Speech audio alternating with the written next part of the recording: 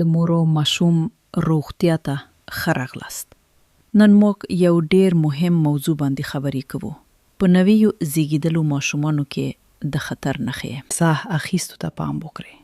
که ماشوم په یوه دقیقه کې شپیته نه زیاتې ساهونه واخلي یا سینه دننه کشي، دا د خطر نښه ده. د پوستکي رنګ وګورئ.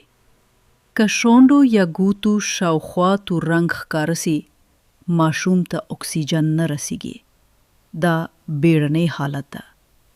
لومړیو 40 ساعتو کې ډیر زیړ کیدل سخت یرقان دی. تودوخه ډیره مهمه ده. 38 درجې نه پورته تبه یا 46 نه ښکته تلل خطرناک دی. سمدلاسه تودوخه وګورئ. شیدو ته پام وکړئ. که ماشوم شیدو نه انکار وکړي یا ډیر لږ وڅښي، نو ستونزه شته. شنه یا وینه لرونکي قی راشي، نو سمدلاسه روغتون ته شئ. غیر معمولی ژړا یا چوپتیا.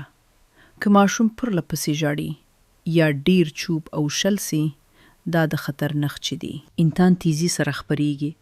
د نامې شاوخوا سوریتوب یا پیپ راتل د انتان نښه ده.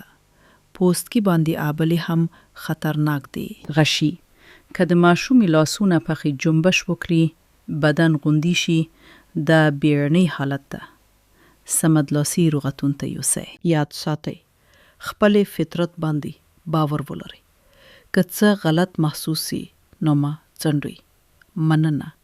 لایک یې کړئ، سبسکرایب وکړئ. په مخه موخه.